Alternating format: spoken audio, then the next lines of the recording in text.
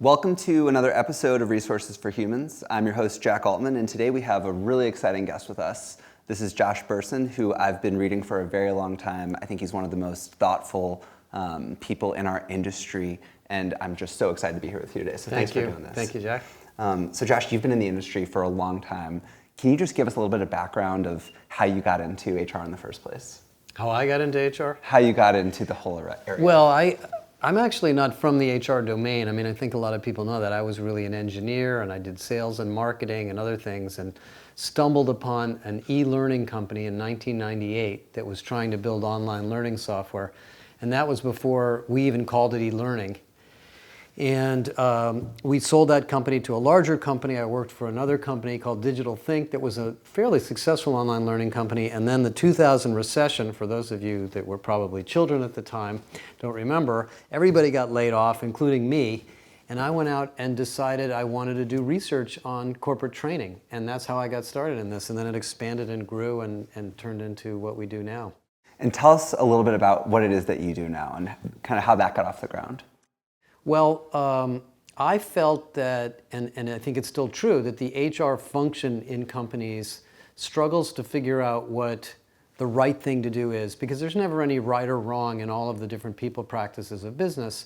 And so I felt that there was an opportunity for us to show people through research, through lots of unbiased studies and examples of what would work for a given company in a given situation. So we ended up building through lots of surveys and interviews and talking to vendors as an analyst, a methodology to produce written materials that HR people could read that would allow them to say, oh, here's where I am and here's what I need to do next to get better at whatever it is I'm working on. And those started as in the learning domain, the first really big report was called the High Impact Learning Organization, how to develop it, how to run a training department. And then it expanded into all these other parts of HR. So we do that. We do benchmarking, we write case studies, we do all this work with vendors to try to understand how the marketplace is changing. And now I really work with large companies, CHROs, to try to understand their strategy and try to keep them up to date. And in the years that I've been doing this, every year or two, something new comes along, a whole theme changes, the technology world changes. So it's a never-ending quest. And I'm so excited to talk about all of this. But in the context of your role with Bersin, and since you've joined Deloitte, I'm super curious to hear about, has that changed at all since you've been part of Deloitte? No, it's been great. Being part of Deloitte gave us scale. I mean, we were a self-funded, bootstrapped business, and we reached a stage of growth where we either needed to raise some money or, not grow at the rate we could. And Deloitte came along and said, look, we would like you guys to be part of our human capital consulting business and give us an architecture for selling all the consulting that we do. And so for 5 years we've been part of Deloitte. We've been growing, we've become more global. We're about twice as big as we were when we were acquired. I now have the opportunity to get input from Deloitte partners all over the world. I'm involved in other projects in Deloitte like the Human Capital Trends research. So it's been really fantastic. I mean, I think, every time somebody sells their company, there's probably a 50-50 chance on what's going to happen. For us, it's been really, really very, very positive. So you've been looking at the HR industry for a long time from a really high-level perspective. Before we jump into how the technology has changed, I'd love to hear, how has the role of HR at companies changed? Well, it's changed a lot. I mean, if I go back to when we started, when the 2008 recession hit, which you guys haven't seen what will happen, it was about doing less. And how could we actually had a conference where the theme was do less with less. How do you do fewer things when your budgets are tight? How do you reduce the size of the workforce? That was a huge focus. But then in this last economic cycle, which has been 9 years now, it's been moving HR from administration and compliance to understanding the employee experience, improving employee engagement, watching and monitoring the employment brand, and making the company a better place to work for a whole bunch of reasons, one of which is to retain people when you can't find them anymore because the market's so hot.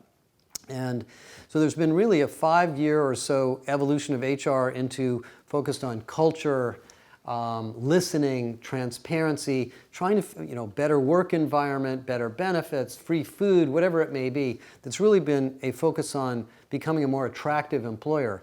But I think we're reaching a new stage, and the new stage which I call is really HR as the chief productivity department.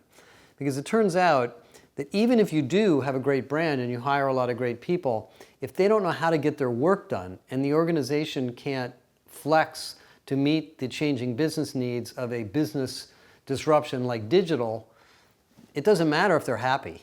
In fact, they won't be happy. So I think there's a sort of a new era of HR focusing on really understanding how work gets done and what are the tools and practices that we need to be more productive at work. So it's getting more into really being a management coach or a management advisor, not just a curator of the employee experience. So is this changing the types of people who do HR as the role evolves? Are we seeing the composition of the people working in the industry change? Absolutely. I think, I mean, and certainly in the big companies, we still need a lot of HR domain, a lot of expertise, a lot of people that have worked in HR, but more and more companies are saying, I want people with MBAs, I want people with statistics background, I want people from the business.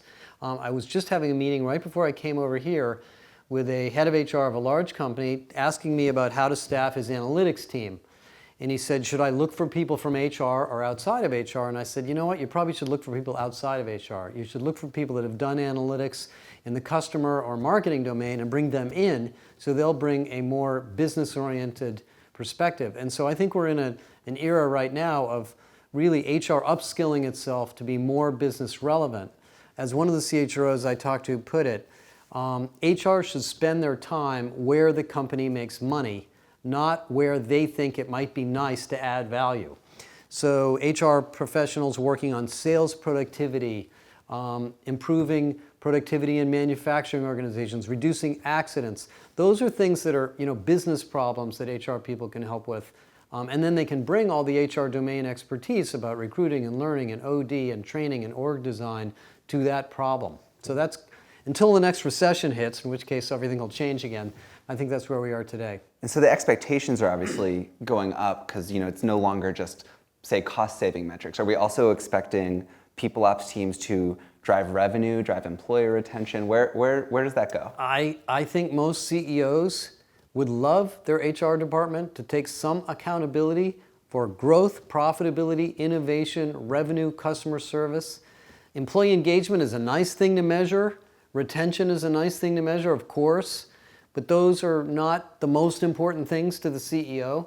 So anytime an HR department can get aligned with those kinds of initiatives, like if you're in a startup, you know what it's like.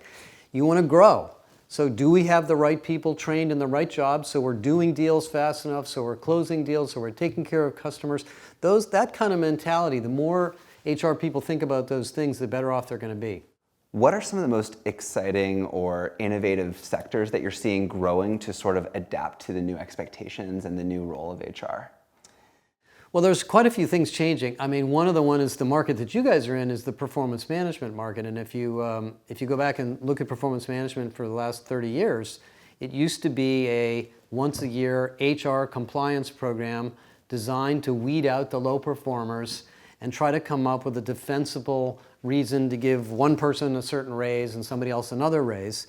And so it was all about applying HR principles to the workforce to maintain equality and drive performance. Now, performance management is really focused on what can we do to get people to do their jobs in a more productive way, to be better trained, better skilled, better engaged in the right job, not the wrong job, not just evaluate their performance. That's a part of it, but that's a very small part of it, really. And so that's completely changed. And then learning domain, I spent 10 years writing research reports on learning management systems and e-learning and traditional training, blended learning, wrote a whole book on that. And now companies are saying, yeah, that's all well and good, but I want to make sure I have people developing the skills for the future because every year there's a new set of skills that we need that keeps us from competing with our competitors. And so do we know what those skills are? Do we know where those people are that have those skills? And are we doing things to give them the information they need immediately on the job to do their jobs better? That's a change. So I could go through sort of all of the areas of HR, and they've all adapted to this new world. Do you think it's fair to say with performance management that the goal of it has moved from evaluation to development, or do you think it's more complex than that? Well, the simplistic way to think of it is that, but it is much, much more complex. And I'll give you our data on that one. When I first did our first research on performance management was 2006. I remember this. And, we had been talking to success factors and a lot of the, contemporary companies. And there were a lot of them. By the way, there were like 50, just like there are today. This is 10 years ago. 10 years ago. And we did a survey and we asked several hundred companies if you could characterize your performance management into one of two categories, competitive assessment or coaching and development. Which one are you? Pick one. You only get to pick one. 75 to 80% of them said it's competitive assessment. The reason we do it is to figure out who's on top, who's on the bottom, to weed out the low performers, reward the high performers. That was Jack Welch style. Right. That was the whole thinking. Last year we did it. It's completely inverted. 75% said it's coaching and development. Only 20 to 25% said it's competitive evaluation. And the reason for that is we're in a world where skills gaps, team engagement, alignment with the mission, hiring people with the right culture and the right passion is a definition of success. Telling somebody they're a low performer isn't going to help you that much. Somebody has to tell them that. But it's really, what do you say after that?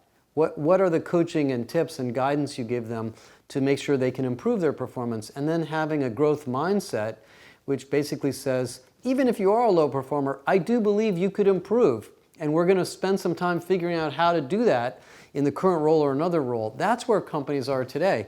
So that whole domain and the software people buy and the kinds of features they want has shifted from this old model to this new model. And I would say, companies like yours are just, really reinventing the whole marketplace. And to what degree do you think this plays into sort of the increasing war for talent? So I know a lot of other startups are as afraid of as we are of Facebook's new office in San Francisco. Right. And it's getting more competitive than ever. And in some sense, I wonder, is performance management one more tool to make your company a place people want to work? Is it operating at that end of the funnel too? Absolutely. It has to be. If it isn't, then it probably isn't doing its job. And I think, as we were talking about a little bit earlier, the phrase performance management is an old-fashioned concept. The idea that a manager is going to manage the performance of an individual is actually not the way it works. We all manage our own performance. If I know what to do, and I'm in the right company and the right job and getting the right rewards, I will improve my own performance. And it is my boss's job to make sure I'm getting the help and support and advice and guidance and tools to do that.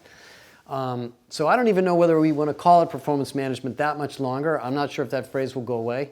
And this idea of the war for talent, the phrase that I like to use, kind of a funny phrase, is the war for talent is over and the talent won.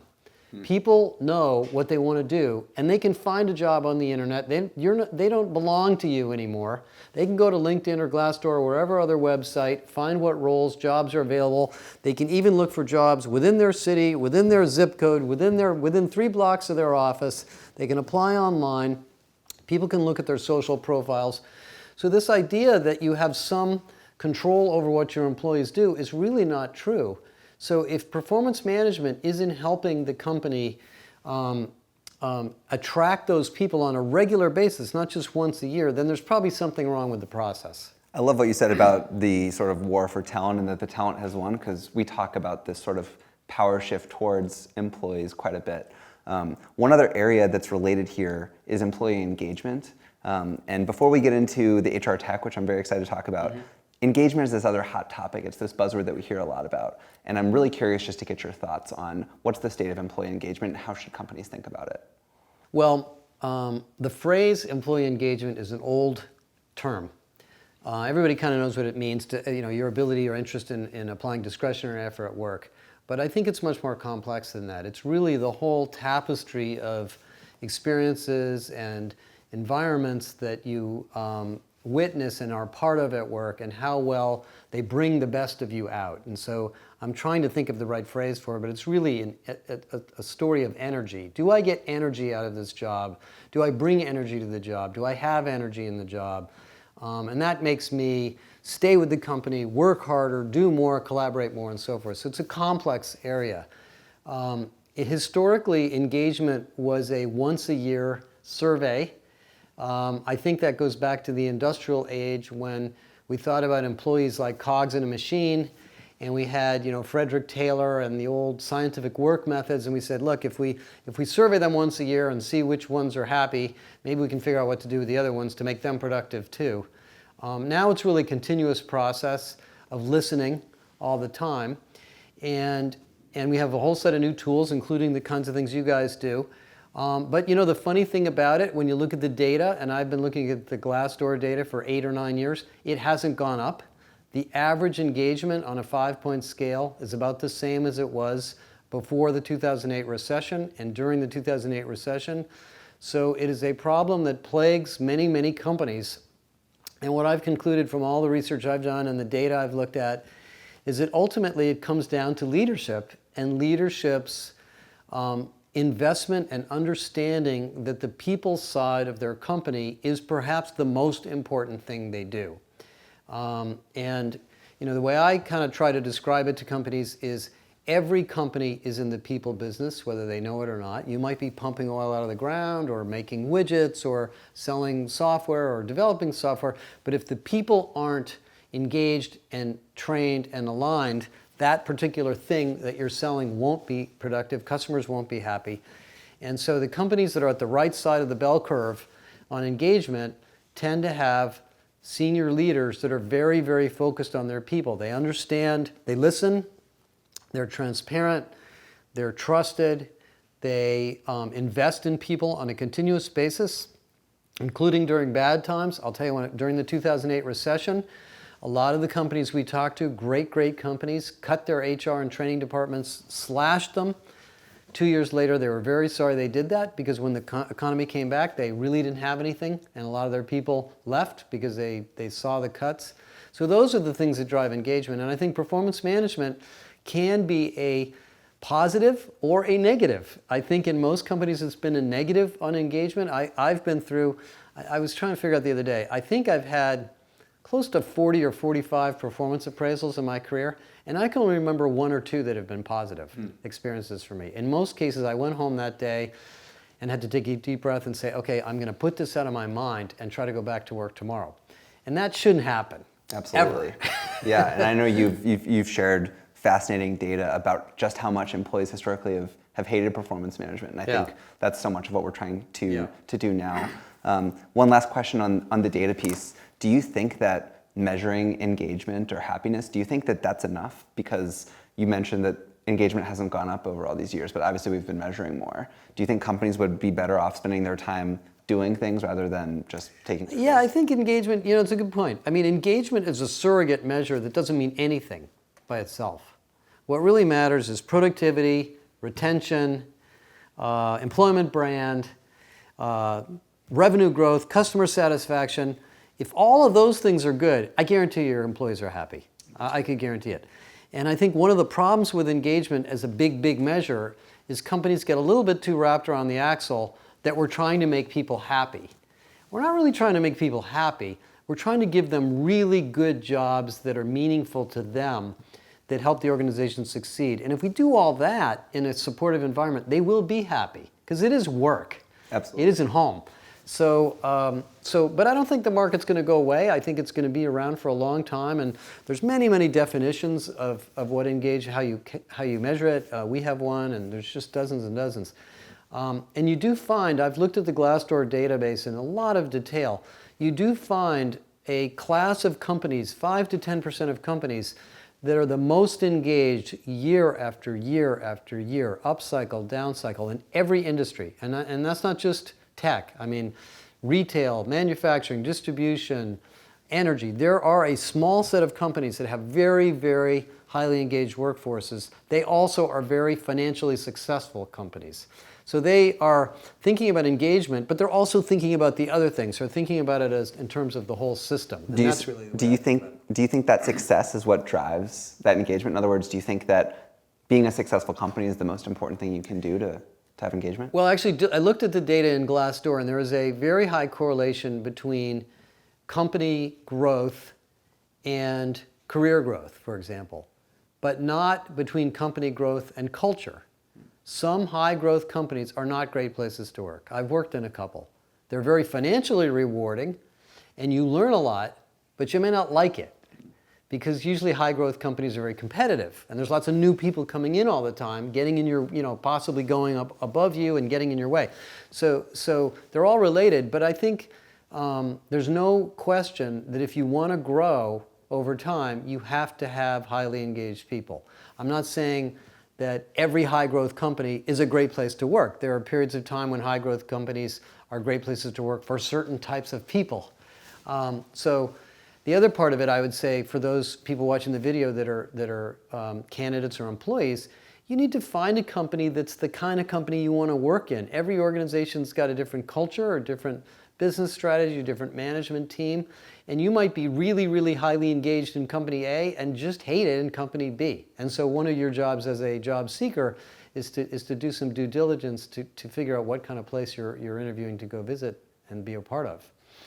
Great. So let's transition to something that I think you know maybe more about than almost anybody, which is the landscape of HR technology. So maybe to start with one question, what do you see as the trends between all-in-one solutions and best-in-breed point solutions? Well, it's funny. This is a really funny cycle that's happened over the last 20 years. We had a market 15, 20 years ago of a whole bunch of learning products, a whole bunch of recruiting products, a whole bunch of performance management products, a bunch of employee self-service tools, a bunch of comp and benefit tools, so there were all these silos. And we came up with this concept of integrated talent management, and all those companies got bought and integrated and merged together, and then the big ERPs got into it and bought a bunch of those companies. And so we had this idea of the suite, the integrated talent suite, and the concept was pre-hire to retire. And companies snatched that up and they tried to get rid of their individual suites. And the reason they did that is they believed, which the vendors told them, which had a lot of truth to it, that if they had one suite, they would get better data about their employees because all the data would be integrated. That has now completely gone the other direction. That was a reasonable effort, and it did reduce the number of vendors and the number of risky tools you had to buy at the time. But now we have the cloud. Most companies will buy a cloud-based human capital management system, which usually includes core HR and payroll. And then they will look for best-of-breed recruiting, best-of-breed training, best-of-breed performance management. And the research shows that the average number of systems of record in the last year almost doubled. So we're back to a market of people looking for better tools wherever they can find them. And the reason for that is not because of the technology, it's because the way we work changed. And so the work practices and the management practices that were embedded in the talent management software from mid-2000s are not useful anymore. They don't really help us. We work in teams, we work in networks, we have much more peer-to-peer communications, we want to learn on demand, we want to do micro-learning, we want to do continuous performance management, we want to do check-ins. That stuff was never even conceived of in those integrated talent management tools. So actually the market's becoming more innovative, more fragmented, and more creative. And the other thing I would say that I think is really kind of exciting is that for HR departments are becoming better at experimentation, testing, trying tools with a few parts of doing pilots, and then later deciding whether to roll something out, as opposed to just doing this big bang, doing a giant RFP and buying a bunch of stuff and then spending 3 years trying to get people to use it. Those are very risky projects. So the whole marketplace has become very, very dynamic. There's likely to be another consolidation phase, in the next, on some number of years ahead, but we're in an era of a lot of creativity, a lot of innovation, and a lot of experimentation in the HR function. And do HR teams just need to sort of adapt to this new way? Because if there's now thousands of vendors to choose from potentially, how do teams make good decisions about what softwares to try, to pilot, to roll out when there's more choice than ever? Well, it's harder, but it's like I'm buying a new hot water heater for my house right now.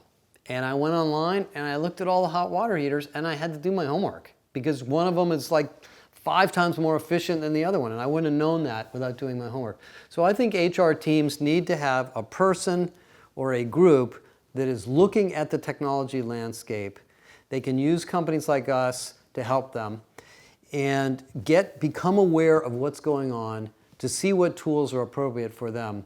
Not every vendor meets the needs of every company. So if you're a giant global corporation with a very conservative management style, there are going to be certain vendors that are going to appeal to you. If you're a tiny little company growing really fast, there are certain vendors that are going to be appropriate to you. So you have to do a little more homework. The other thing is, of course, references. As you guys know, most of these smaller vendors are scrambling around trying to get as many customers as they possibly can as fast as possible. So the best thing to do for a buyer is ask the vendor to give you some references that are in similar industries, similar size, similar culture to you are. And when you find somebody like you that's bought a tool and it worked for them, chances are it's going to work for you. And I'm not saying the vendors lie, but the vendors will exaggerate all the time. So you have to do your homework. But I think this is the cost of innovation. If you don't do this, you're going to end up with a bunch of HR technology that people don't use, don't like, and it'll cost the company a lot of money and won't be a lot of value. What's the scope of where we're seeing this? So of course this is happening in maybe San Francisco and other coastal cities. Are we seeing this in the rest of America? Are we seeing it in other countries? We're seeing it everywhere. I would say it tends to have, the innovative tools are usually purchased by companies that are a little bit more traditional and less traditional in their thinking, so they're willing to try new ideas. I run into companies all the time that are just growing. They're doing fine. They don't want to change anything. They don't want to upset the apple cart. They're just happy to use whatever they have. That's the end of it. And if you go to certain parts of the world, like in China and certain emerging economies, that's all they just want to hire people, pay them, get them on the job, and just give them the basics. But as soon as you find companies that are reinventing themselves, creating new digital products and services, moving into a new market, moving into new geography, they're going through sort of transformational changes of their own, they are finding that their talent practices are oftentimes holding them back, and they need new talent practices to better train and engage people, and they're a lot more likely to buy these more creative tools. And there's also a lot of companies that have very sophisticated HR departments, and they're scratching their head thinking, this software isn't doing what I want, and I can't bend it to do what I want to do, and I don't want to build it because the IT department's too busy, so I've got to find it. And so we're actually in a part of the market that is new to me, where the HR departments are doing things ahead of the technology vendors. We now have HR departments experimenting with rating list reviews, continuous check-in. That all came from HR, not from software companies. The software companies followed innovations done by leading HR departments. So I think for you guys, for the vendor market, you're going to find some very creative ideas in your clients, and if you listen to them and think about how you can build software around them, you will help find the next market for your product. One interesting thing related to this that we talk about a lot is to what degree companies are matching the processes of their vendors versus creating their own process and then finding a vendor to match that. What are the ways you've kind of seen that with, say, performance management, which is kind of close to our hearts? Well, most big companies don't have time to visit 50 other companies and see how they're doing something.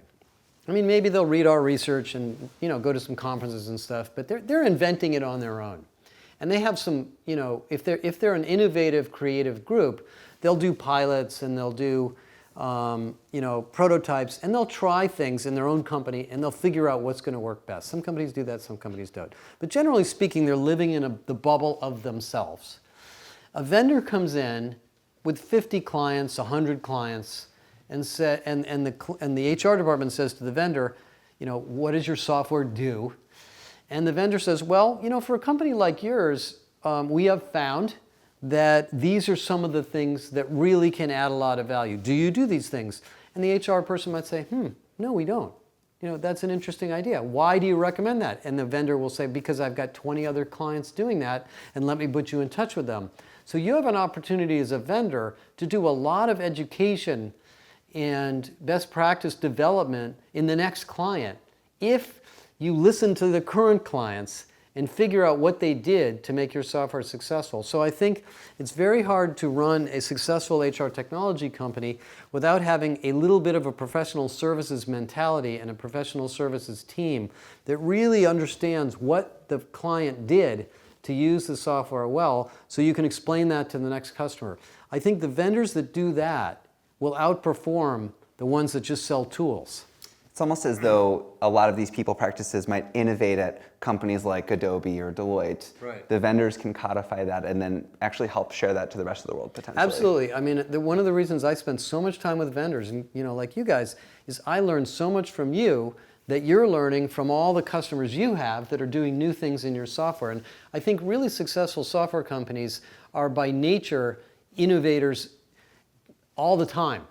So you build a feature, you get somebody to buy it, they ask for some other things, you scratch your head and say, wow, is that something other customers are going to want or not? Yes, it is. No, it isn't. That process that you're going through in product management is helping the whole industry get smarter. And so I think the vendor market is an enormous source of training and development and best practices for corporations. That's why it's a little bit hard to pick the right product, because you've got to pick a company that you feel is giving you the kind of advice that's going to be relevant to you as a big company. So, and you've written a lot about this particular innovation around killing the performance review, and this happened a lot several years ago. Mm-hmm. And you've talked about some particular companies that have done that. What do you think happened there? Why did it get killed, and where are we going from here? Well, it's pretty clear to me what happened, because I lived through it. In 2006, when we did that study I told you about, where 80% of people said they were doing competitive evaluation, I called many of the references of some of the big performance management software companies. And they were telling me things like, we're having a huge success. And I said, well, what do you define as success? By the end of January, we had all our cascading goals in the system.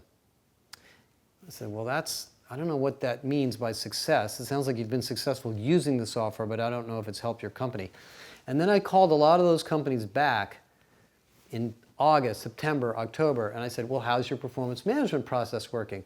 And I heard things like, well, all that stuff we did in January is now getting in the way because we reorganized, or we came up with a new initiative, or we had a big product quality problem. We need to change everybody's goals, and they had these goals and these compensation plans locked in concrete, and we couldn't undo them. So now we're trying, and we started to realize that the software that looked so powerful, this idea of the top-down, hierarchical, cascading goals, forced ranking, end-of-year review, was getting in the way of business transformation. And what's happened as you know, for the last 8 years, digital disruption has hit everybody.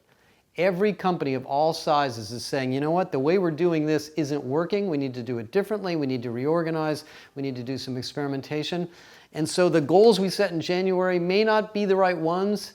The teams may have changed. And they found that the performance management process was not helping them, it was hurting them. And so a couple of innovative companies, Adobe was one of the ones that made the most noise about it, but there were others, said, you know what? We're losing engineers, we're losing people because this process is so demoralizing. Let's just get rid of it, trash it, throw it away and start over. And they experimented with no reviews, they experimented with check-ins, they experimented with management development, which we always need. They experimented with qualitative reviews instead of quantitative reviews. We started to read research on the bias implicit in ratings. 51% of a variation in ratings is actually the result of the manager, not the employee.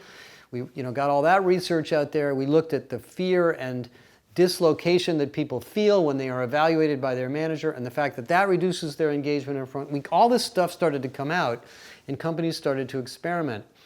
And what happened over this, it's been 7 or 8 years, is we realized that doing away with ratings was not even the problem. The problem was what we now call continuous performance management. The problem was coming up with some process or set of practices. I don't even call it a process anymore. It's a set of practices that allow managers and employees and teams to continuously evolve and change and learn and grow and share their goals and get evaluated and get paid and do those things on a more real-time basis. Just like everything else in the world has become real-time, this has become real-time. And so the best practices today, which are much more proven, are things like check-ins, smaller numbers of goals, OKRs, if you believe in that practice, transparency, social recognition. Things that were kind of interesting ideas have now started to take hold. And I think there'll be a whole bunch of books written on this. In fact, there probably are already. Lots of examples, lots of webinars, lots of example companies. And then you guys now have come along to try to build us the software, because what happened is a lot of the early pioneers didn't have any software. They just built it. So Adobe built their own stuff. Deloitte built their own stuff. We built our own stuff. Couldn't find it in the market. And so now vendors like you guys are coming along and saying, you know what, we can automate all that and we can make it even better by all this great UI and AI and all these other things we can add to it. So that's kind of what happened. It's funny because it's so closely ties to what we've seen, where people believe that this cascading goal, throughout the company process is going to drive success. And we've enabled that in some cases, and we've learned over time that that's not the thing that drives it. And so one of the interesting things is learning, what do companies think is going to be successful performance management before they do it, what actually is, and then what's a role of a vendor to help the company get to the thing that they actually want or not. Well, I think we all need education on what the new world of management is, not performance management. And I always used to say this, is that good performance management is good management. And HR kind of got in the way of that. And good management is about clarity of goals, reinforcement of values, agility where needed, and no agility where not needed, being clear, holding people accountable, connecting people together. I mean, if you just look at what good management looks like, that's what performance management should be based on. And so much of it comes around, I think, feedback. And I think the fact that historically feedback happened once a year or twice a year. I mean, that's so much of what we stand for, is giving feedback in the moment and getting people to do that more. And I think that's great. Well, and that's an interesting area of innovation too. I mean, the early ideas of feedback, where you fill out a form and you zap it to the employee, and the employee reads it and goes, geez, I didn't realize I was doing that, or you're just basically taking the same process and making it a little bit easier. Now we've got sort of feedback that's quick and simple and integrated into other tools and more developmental, and new tips on how to give better feedback. In fact, a lot of companies don't use the word feedback. They use concepts like insight or advice or things to make it more positive. I went to a company the other day, a vendor, who actually did a study of the word feedback, and feedback has a very negative connotation for people. So I think we're getting much, much smarter at figuring out how to do that in a nicer way.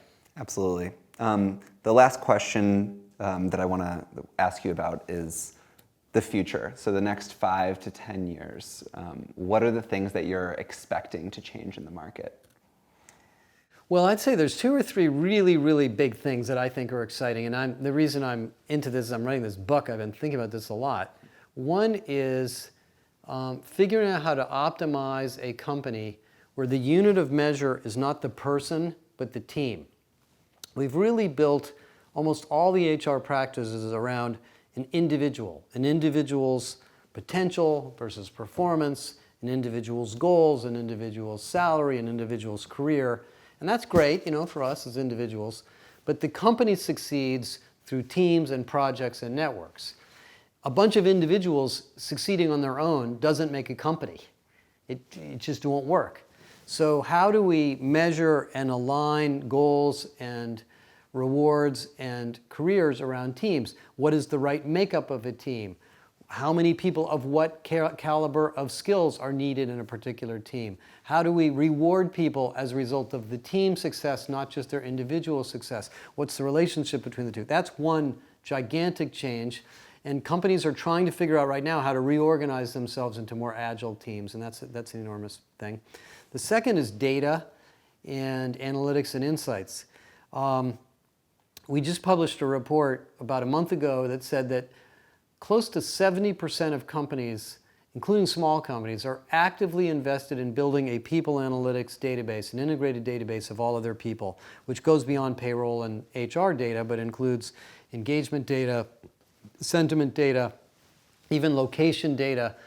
And so 3 to 5 years from now, we're going to have much, much more intelligent systems powered by AI that will tell us things about the workforce and will tell employees things that they can be doing better. So for example, you walk into a meeting, you find out that half the people in the meeting are not ready for the meeting because they're too busy on other projects.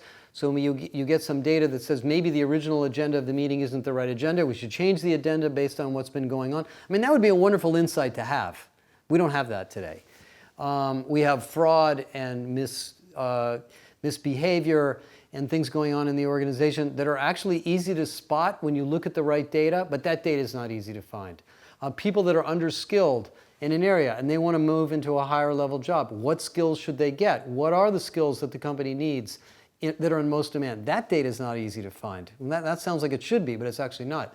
I could go on and on and on, including data about location, productivity, health, communication styles. So all this data is kind of floating around there in different assessment forms, and companies are now realizing that, you know, we have AI, we have data lakes, we have technology to bring all this data. We're going to bring it together. So I think 3 to 5 years from now, we're going to be looking at HR departments. And by the way, this big HR database probably won't belong to HR. It'll be in operations. It won't be owned because HR doesn't really need it the way the rest of the company needs it. So we'll have much, much smarter people data.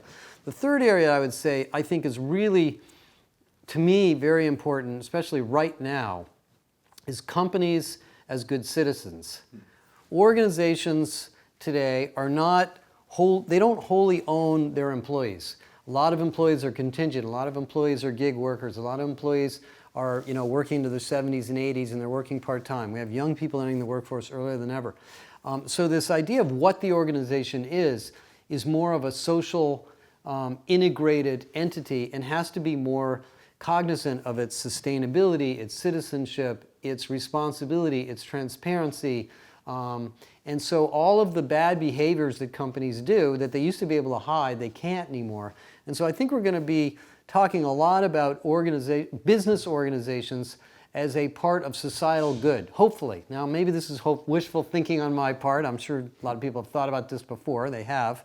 But I think that's a significant trend right now.